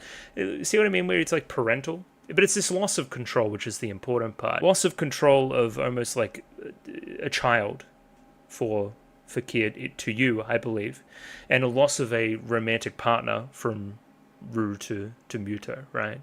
A loss of like ability to control who he really likes. It does turn aggressive here too. He's pulling the hair and stuff. It gets pretty gay. Yeah, again, because Ahiru's got the connection to Tutu. I want to learn more about Tutu. Don't forget about Kre and all of this as well. That's why I want to go see Ahiru. I will say this, I guess, moment where it all erupts is a little bit rushed for mine, because again he loses control and he slaps Muto there, but then Muto just kind of goes on his own way and just says that he's going and leaves, and Fakir's like, oh shit, I guess I can't stop him with only words. I need to get my action man on. I'd like if there was more of a disappointment from yourself at lashing out at Muto or something. I'd like if that was more pronounced, I guess, in this scene, to really emphasize the last resort nature of what he's doing. A few fun teasers here too. We see this giant scar on Fakir as he's putting on his shirt here to go off to some grave somewhere. It's all very odd, but again, this will directly correlate him to a character later on. In that time as well, Rue is also got a hold of this emotion of Muto and is looking for him. She feels compelled for some reason to go out and look for him at this time. Drosselmeyer's eyes are also pictured in that scene, so he's probably propelling that in some way. Hey, Rue, it'd be important if you go over here at this time. For the narrative, right? We turn up like almost the fantasy vibes here. There's almost like a gothic element to it. It's really cool. It's like this castle dungeon that he's going deep down into to retrieve this old lost relic. Once again, in this town that blends fiction and reality so very much, it feels like we're turning and leaning all towards fiction a little bit more in this sequence. It's really cool. Anybody want to tell me what that flower is? It looks like a lily, maybe? But it's wilted on top of this grave. That is where, of course, we find the prince's own sword, which once shattered his heart. Who wielded said sword in doing so? It's hard to say. It's really hard to say. This sword shattered the prince's heart and destroyed the evil raven, now granted power once more. And yeah, he does some like blood magic and it works. He did power up the sword. Oh yeah, look at the hilt there. It's like two swans. Cool. Because again, it destroyed his heart. I'm seeing like Tutu that side. And destroyed the evil raven. That's like the other swan here, the black swan, the Princess Claire of it all, right? If it destroyed both of them in the past, then it is the same artifact that will destroy them into the future. It's this perfect kind of weapon against them in the upcoming scene. Finally, the meeting has arrived. I think there's some really good flustered Ahiru here. I like her stumbling over her words and whatnot. I feel like it's really endearing. Some fun little quirks in the dialogue too. Like, we think at one point that he has figured out that we're Ahiru, and then we need to clarify, oh no, again, you guys saw the episode. I think it's really well done. As I said before, this is very similar to the episode 7 scene, where, again, Rue sees these two together. It's another different two as well. It's Tutu and Muto, but this one's Ahiru and Muto. You see them leaning in on each other. I want to see Tutu, blah, blah, blah, blah. All that kind of side of the dialogue. Of course, that's going to propel her in one direction, as we could see. Look at it. Did we get any closer to figuring out the significance of Gymnopedia #1 as well, their chat room? Because, again, it seems like the theme song of Princess Claire. I wondered if we had a more direct thing there that's like the meaning behind it, maybe. I don't know. Guess I never noticed the hair too. The hair's kind of wild. Yo. Again, I spoke about it probably in an embarrassing manner yesterday. I think that she's really cool. I'm liking this. I enjoy this. I like this development. I think it's really cool. Would it be appropriate for me to have her as a profile picture? Potentially. Maybe. Much to consider. And yeah, I mean, Drosselmeyer's involvement here is pretty clear to see. We're like literally puppeteering the strings here, whereby we've introduced this romantic rival. The prize is only valued as much as, you know, how much the competitors are willing to fight for it, right? Now you need to become Tutu and fight her, because again, that's what the narrative calls for. You guys got to do what the narrative says. You got to finish the story. Come on now.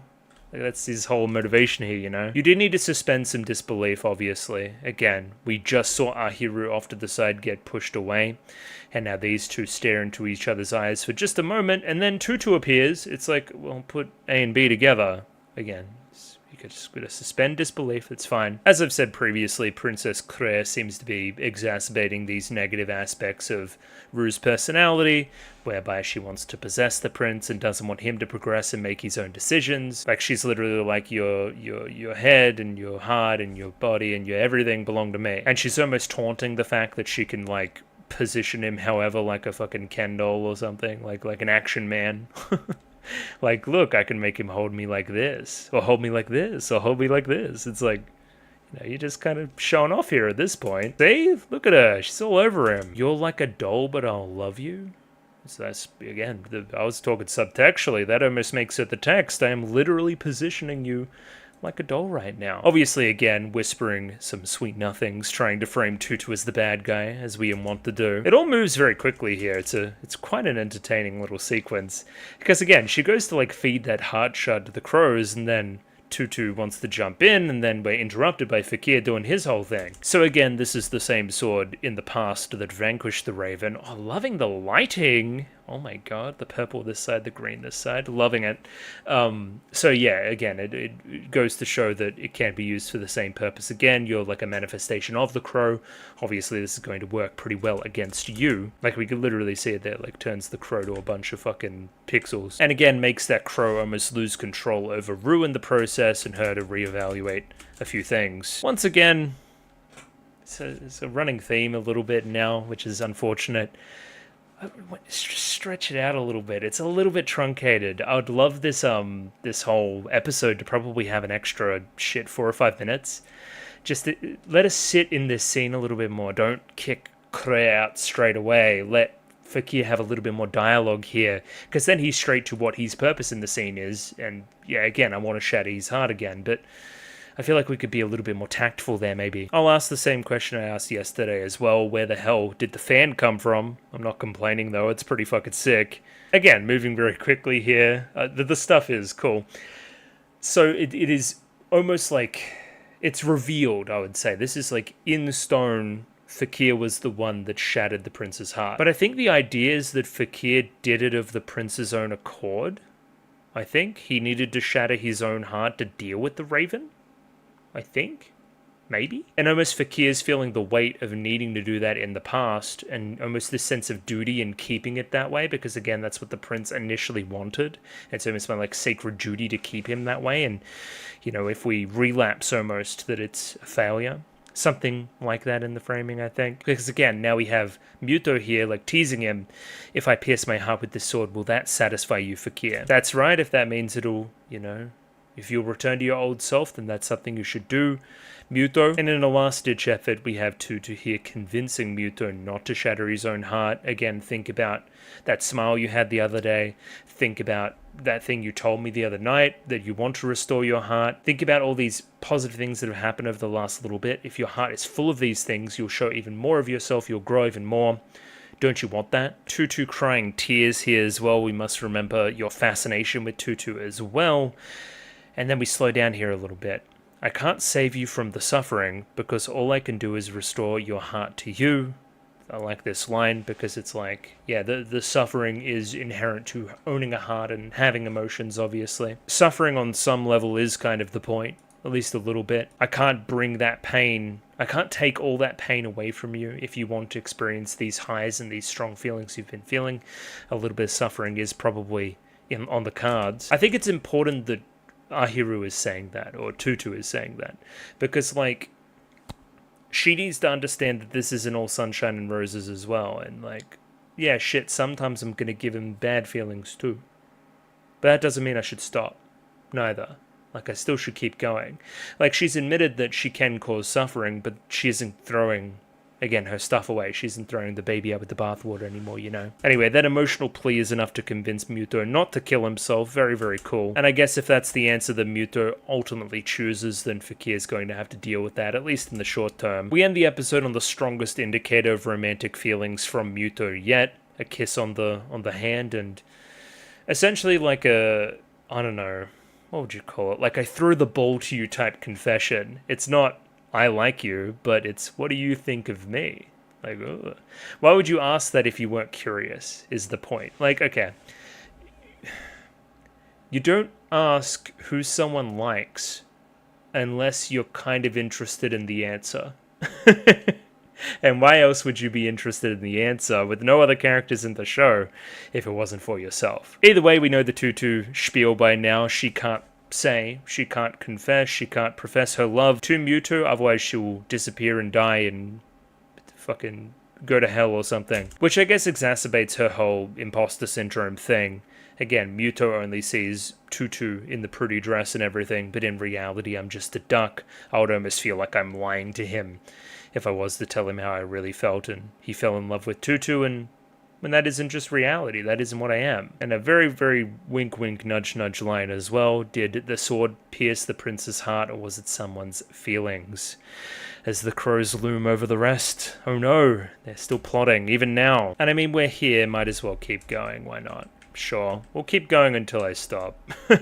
Once upon a time, there was a girl who loved to dance very much. The girl made the mistake of putting on a pair of red shoes that would force her to dance for eternity once they were on. Now, for me, this whole explanation here feels very monkey's paw. Like, oh, you love to dance? Well, now you dance forever. Have fun with that, you know? And clearly, again, we're relating to Rue and her black shoes. She, again, was looking in the river, reflecting on things. Drosselmeyer involved, blah, blah, blah, blah, blah. Hey, if you want to be with Muto forever and ever and have him not getting his emotions back, well, here are these shoes. Now dance forever. You're not really getting what you bargained for there, blah, blah, blah. Yeah, you see what's happening there, I think, right? And talking to the story-bending nature of what we have going on, we even have the narrator here. Oh my, this is a different story about the shoes. This isn't the one I'm supposed to be saying, but it still all the more is relevant, you know? It still is something, you know? Perhaps not entirely different after all. This was just really a random Google search, but I didn't know there was actually a fairy tale called The Red Shoes by Hans Christian Andersen. There you go. Yeah, this thing's a crazy story, chat. This thing's like kind of scary. It's like some possessed fucking red shoes type shit. Essentially, it's a cautionary tale about being a little bit too vain and not really considering things. It's also got pretty heavy Christian influence, you would say, which I guess isn't unexpected considering Andersen's work as well. But essentially getting more than you bargained for, being a little bit too vain, not listening to things, not doing things the proper way, realizing the error of your ways, but it's still going even beyond that, and only finding salvation in God. Again.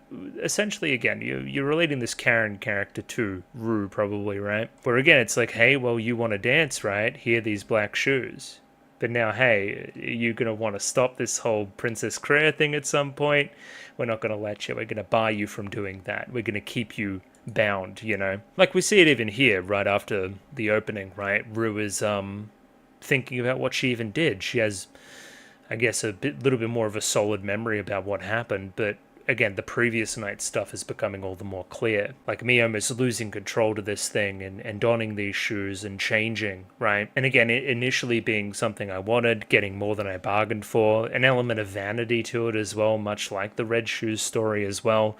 It really isn't too dissimilar to everything that's going on. I think there's an element too of like, you know, I'm the best dancer in the class. I'm almost like the prima donna of the school. And then we have, you know, the prince, the best boy in the school. It's almost like we're deemed to be together. That's where the vanity comes into it, I think. Like, oh, we would make a good couple like that. But I think, once again, that the pain there as well is you genuinely do like him, though. You don't want him only for these vain reasons. You do genuinely love him, too. She's a very interesting character. You think she's one thing, but she's a lot deeper than that, Rue, for sure. Once again, I'm going to rely on chat for this one. We have, what was this thing called again? It was the one for the lamp girl. It was the same play, or the same piece. Pictures and an exposition. So, again, it's about the guy that made the music about the art of the other guy that was underappreciated. So again, in the lamp episode, that made a lot of sense. Was there another different interpretation here that we can make? Maybe. What was that little stalker friend's name again? Malin? She's even here now, a little bit obsessed with our friend Rue, watching her at night, all alone, following her every move. Again, you are, I guess, possessed by one of the prince's emotions too, so we can't blame you too much. More really fun camera stuff here too, right? So we go from night to day. Whole lot of crows and ravens there too. Just look at this camera go that way. The same flock. Yeah, just reverse. You could direct this show in such a boring way and they choose not to. Just want to keep saying it. I do think I kind of nailed this clock though, chat room. Right? The first time I said it. Like Prince, Princess, Raven, Knight, Fakir, Rue, Ahiru, fucking Muto, right? Or is it a duck? And we have another different princess up there. Maybe. Something like that anyway. Loving this scene here too, everybody passing by, it almost seeming like it's out of reality or something, phasing in and out. The only things that are constant are me and this crow, me and this raven looking down on me. You know, me having this like crisis at the moment of like who I really am, affirming that I am Ru, but that Raven's still overlooking me. They have a little bit more control there than we bargained for, you know. Sure does run away quickly, that Raven, at the sight of our prince here, though. And yeah, I guess Muto hasn't really got the tactfulness emotion back, because he walks right up to Ru and says, "Do I love you?" Like, I don't know, I'm not exactly Casanova over here, but I wouldn't recommend that. I don't think that's a good move. It is important for Ru, though, because it still shows that she's kind of in denial. Again, gets really defensive about it. Of course you are still in love with me. And Muto brings up Tutu, and it's like, no, don't think about any of that. It shows that, again, that maybe he's slipping out of your grasp a little bit. And it becomes this spectacle where everybody's looking at it, right? Where they're having this, you know, argument in front of the entire school almost. Again, they do have this celebrity-like status. It would spread very quickly and become a little bit of a rumor. Very, very cool. And yeah, we see Toothpaste Girl here have a look too. Obviously, again, we know who she's following in all of this. Very similarly to Ru. Again, the characters reflect each other all so much, all the time. We have Fakir here looking in his own reflection once again, looking down at his hand. With this hand here, I tried to shatter the heart of the prince, to pierce it. It was because I believed that was best for Muto. But now that Muto himself wishes to regain his heart, what can I do when I can't even stop him? Again, because I thought that I was doing this in service of you. Now if you're directly, consistently saying that you don't want this, and there's no, like, I can't even deny it anymore, where does that leave me? It leaves me almost without a master, you know? What use do I have anymore if I'm not just the prince's sword, you know? What use do I have beyond that, beyond my purpose, if that purpose and that duty is taken away? He is very duty-bound, Fakir. And a little bit of self-reflection, probably even a step beyond Ru. Like, maybe I'm the one that's afraid here. The prince isn't afraid, they're not afraid of me, I'm the one that's afraid of losing him, and losing that role almost, and losing that control. You know, again, very similar to Ru. This is my every episode checklist shout out of these two as being adorable and very, very funny. I love Chance. I love them going to the pizza shop and plotting, you know, this opportunity that's presented itself to move in on Muto after, you know, this trouble in paradise, after this argument. I love how separate you two are from everything. I hope that you never get involved. I hope that you stay exactly where you are and be safe and sound and everything. I would love that. So now, I mean, we'll bring up Gotet Sensei or whatever the hell and Neko Sensei here in a minute, but we do a very, very smart thing, as I've said, very Utena-esque, whereby we'll use that interactions between those two characters later on to reflect Ahiru, Fakir, and Ru all at once, as they walk past the pizza shop and see a potential confession from one side and a denial of an advance from another. And it's hilarious to boot. It's ticking every box, it really is. Because again, what we're saying here is that we should confess, a more wholehearted confession, right? Instead of something a little bit, you know, airy-fairy, like we did before, for Muto. But that's the same thing that the goat does, and the goat gets denied. Very purposefully here, we push her into Neko-sensei, again, almost taking on the form of that goat, and the one asking him out instead. It's also a great, like, subversion of his normal joke. Again, I will have no choice but to marry you. Like, that works as a threat over here, but it's something that another party really wants. It's like that inverse, you know? It's that flip on the joke that we normally do. Even similarly, rolling down the hallway, much like, you know, Ahiru just did as well. Now, Fakir reading the book. Very, very important. Have you come again to read the book is a very interesting line. He has done it before. He may do it very often. There's this character here, which is most certainly just Drosselmeyer. Like, probably, right? Definitely voice there sounding very similar. Oh, this is funny, because she boards, and they want to know where she actually lives, and she's like, oh, I live on the lake. It's like, the lake? It's like, oh, out towards the lake. Get it? Because she's a duck? Yeah.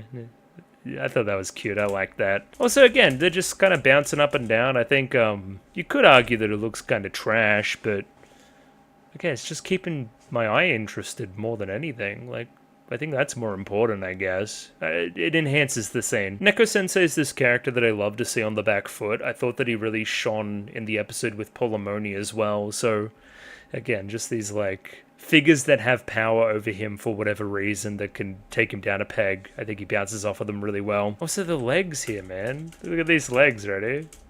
Ready? Just hilarious. That's hilarious, man. This whole, like, okay, I want you to go and replay from here to, like, here.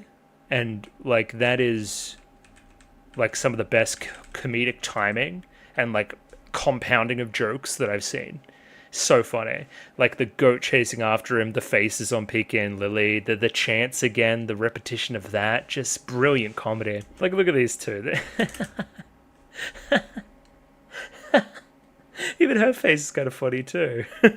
Love the repetition in the scene of Ahiru and that line of, I know what is supposed to be the case here, but I can't help what my heart feels. Because again, Ru and Muto walk in here and they're trying to put on a show again, like, oh, you know, no trouble in paradise, we're all feeling okay over here. Ahiru looks down at that and she's like, I know they're the picture perfect couple. I know that, again, I can't even confess to Muto. I know that Tutu almost isn't me as well. I know that I'm an imposter there. But still my heart, like, yearns for this. Once again, I'll bring out my old classic. The way you make a character interesting is a contradiction.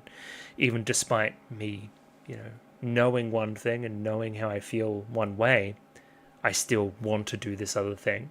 That's how you build, like, texture as a character, right? It's great. In contrast here, you have Ru, right? Who's like, you don't have to change. You don't have to do anything. Everything could stay the exact same it is right now. Then why do I feel apprehensive as well? In the same way that Ahiru does, right? Because when I look in his eye right now, I see her still. I can never feel safe and I can never feel confident that I'm just going to be, you know, his.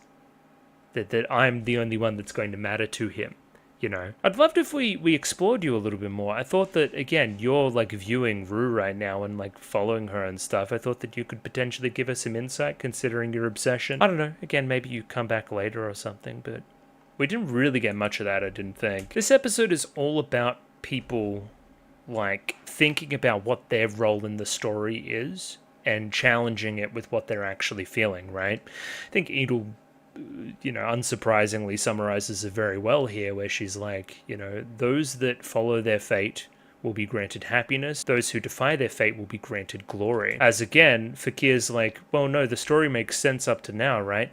Prince sacrifices himself for the fate of everybody else and sacrifices his own heart to take out this evil. That should be the end of the story. But no, Edel's like, no, turn that next page. The story is continuing. The story is alive. Because again, look at the next scene. Isn't this all too familiar to you, Fakir? You got that scar after all, you know? Are you saying that this is my fate? Is it sad for Ru, for Muto, for Ahiru? Or for ... And then, yeah, you go over here, you disappear, you go limp, and you also have strings controlling you. So again, the irony of Edel saying the story is alive when she is provably not in, like, the next 10 seconds is great already. And her asking that really, like, almost smug rhetorical question of, who is this really saddest for? This ending for you? This fate? Is the fate prescribed by the story as it stands right now? Is it saddest for you, Muto, Ru, or Ahiru? Again, the one we end off there with is it sad for you, Fakir, for this to happen to you? Do you feel that strongly about it? Yeah. I wonder where we'll take all that. Again, Fakir is almost fated to pass. We'll see. So following up from that is this really lovely scene where Ahiru and Ru, divorced from their other personas, are just kind of friends again, and they're talking about dancing on point, and, you know, almost Ru, like, brushes away the Tutu stuff as some fairy tale that doesn't matter. Obviously cope from her, but anyway, it's not what we want to talk about right now. Instead, we want to talk about dancing and getting better and stuff, and how close we are as friends, and the whole Ru-chan of it all and everything. It's lovely. Once again, it's not new. It's not something I've never seen before, but it's very good. It's very, very good to have these, like, alter egos and to have, like, our real, you know, personas still connect with each other, you know? Even some character animation here is really, really strong. I love how she gets up there. You kind of saw it play out there. Like, ready? She gets up like that. Brilliant. Compare it to how Ahiru's legs go here in but a moment, where she gets all a little bit spaghetti-y. Yeah, it's very good. You guys can see the difference, right? And how they differ as characters and how it reflects their personalities even. It's very well done. So look at them. They're like the original odd couple. It's wonderful. So yeah, again, they grow closer as friends, but again, we know the other side of the story there. On the back of that scene as well, we have Ahiru like staying behind in detention, and Rue seems really sad at that, at her needing to stay behind. Like, we actually vocalize that, oh, you're not going to come with me and, you know, walk home with me and stuff. I just thought that was a nice scene to kind of, you know, bounce off the end of the last one, right? Like, oh yeah, we actually are friends. We care about where each other are and stuff. So again, we're considering Ahiru, and if she is a friend, and then I'm met with all these crows. No, we're your real friends. Something like that, baby. Every single time, though, she's still, like, stalking us. Shout outs. I think this episode here was important for the whole Rue thing, right? Because in episodes 7 and 8, she's obviously leading more on the Princess Crea stuff, right? Where we needed just something to come back and justify the other side of it and swing the scales the other direction. Maybe that's what these scales are trying to say in the start as well. I guess the scales are also talking to, like, your fate and your destiny and fighting against and whatever else. That's probably what that's meaning to say, considering it's relevant for Ahiru, Fakir, and Rue in this episode. But who am I really? Who are my real friends? What are my real qualities? Is all that I am the darkness that keeps coming up out of me and being manifested in this other form? Or am I something else? Am I a friend of Ahiru's who seems very lovely and stuff? And this is the scene I was talking about, right? So obviously we have Rue thinking certain things, thinking back on all these scenes where, you know, Ahiru is being supportive of me. You really suit each other, so? Suit each other? That is just an idea you have gotten stuck in your head. This is now Neko-sensei and Gotet-sensei in the back. You may need me, but I do not need you. The person I need is Muto, but the one Muto needs is Tutu. But again, I feel like that's almost a little bit deeper than that as well. It's like almost this shit, well, no, Ahiru's the one that needs me, and I'm not the one that needs her. No. It's only a relationship of convenience for me. I could never be friends with just her on some level without some ulterior motive. Or again, you take the insecure approach, and the one that the show takes in the text as well, which is like, no, I'm the relationship of convenience. I need Muto, but Muto doesn't need me. You know, and me being faced with that and, you know, needing to come to terms with that and what he actually wants in all of this, that's going to be something to behold. This episode is a lot of flashbacks now that I'm thinking about it, because then we have Fakir. He goes through a bunch of flashbacks with Muto as well. And again, Muto affirming that he wants to continue to pursue this Tutu thing and, again, wants to move away from almost your guardianship. That is something that cannot be helped. We both even think differently after all. As you can see, even our interests and what we eat are completely different. Again, good humor. You're eating pizza as a cat, obviously. Very cool. Almost some Garfield areas if you think about it.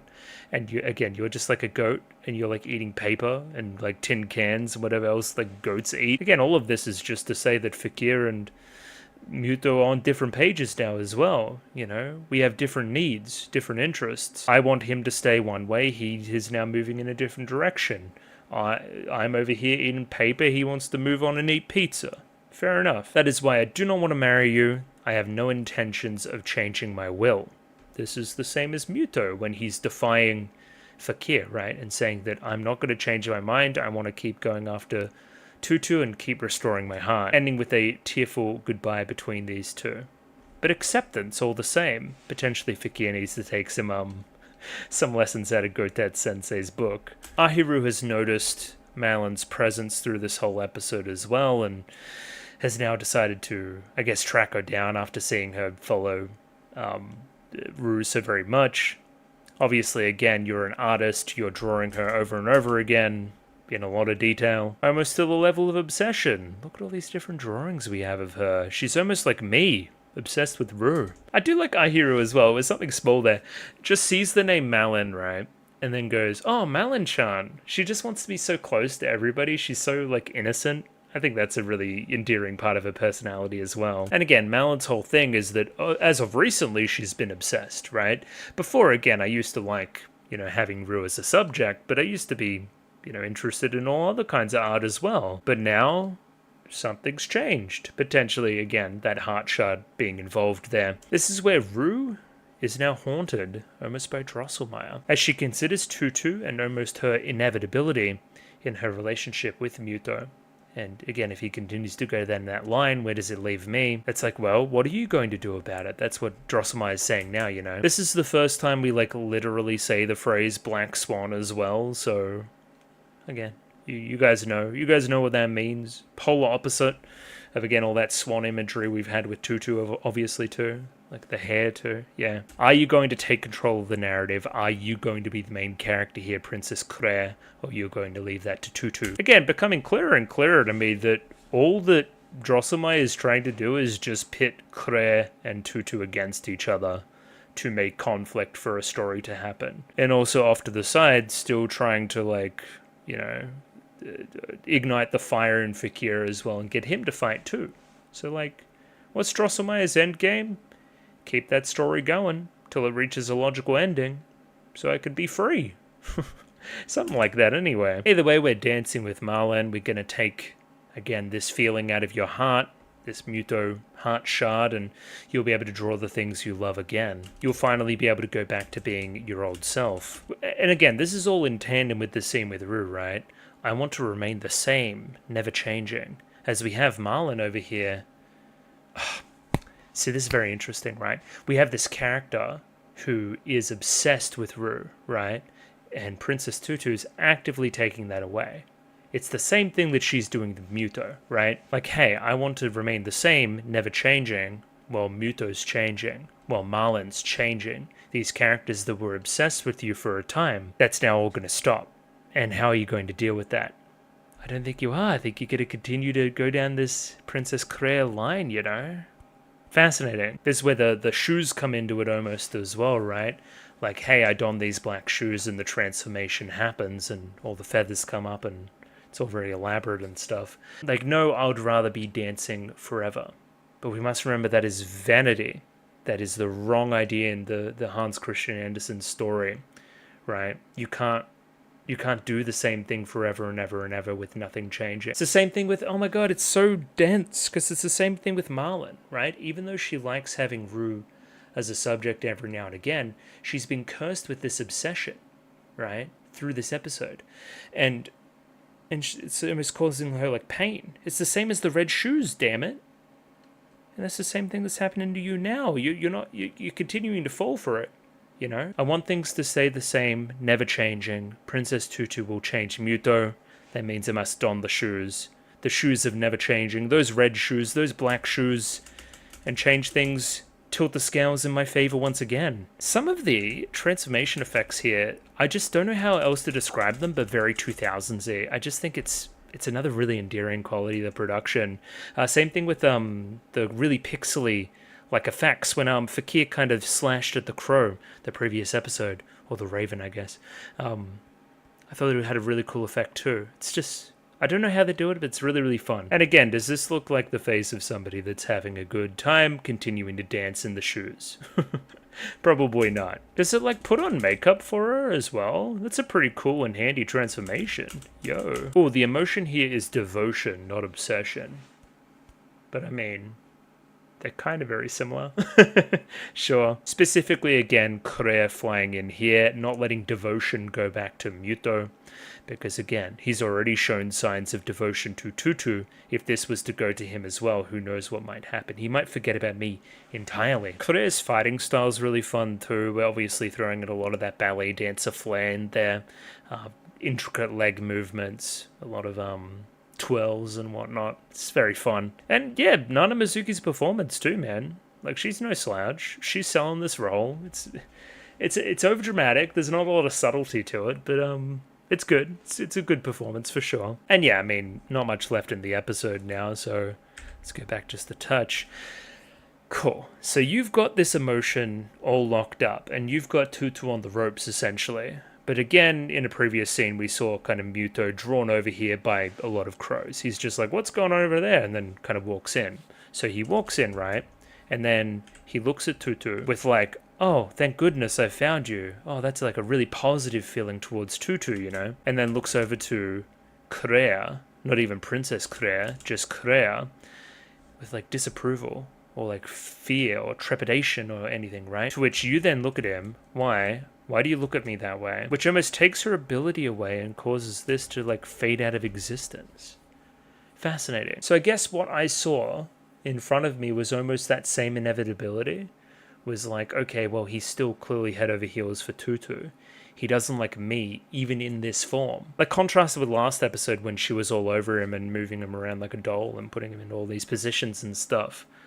Like, him of his own accord came in here and treated me with almost like disdain.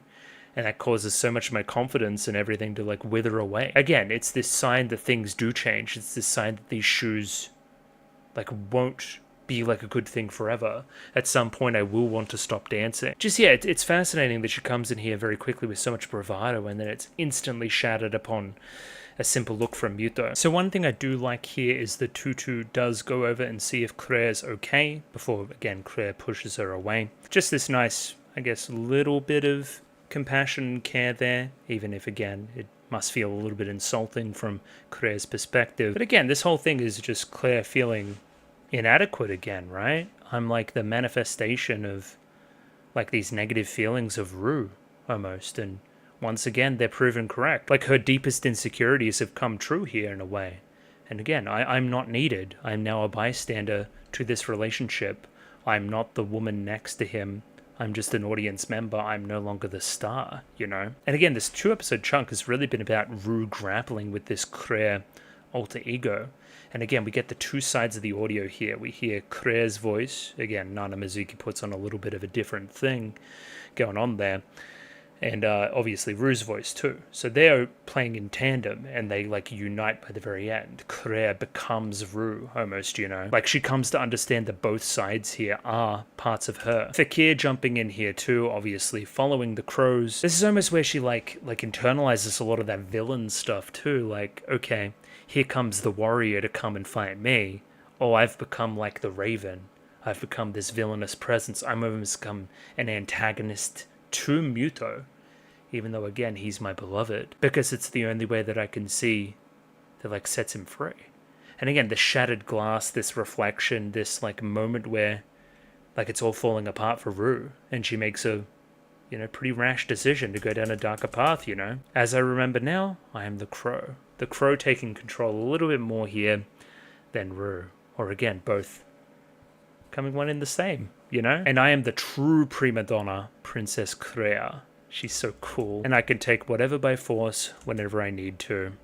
And yeah, we're left there. That's all we really have left, right? It's because that's straight into the ED. So, that's where that leaves us. I'm out of juice. You'll see me later on Patreon if you want to see the next episodes 1 week early. Like the video, subscribe, all that other kind of stuff. I did it. The video's done. It's a very good show, though. I'll see you next time. Thank you for watching. Goodbye.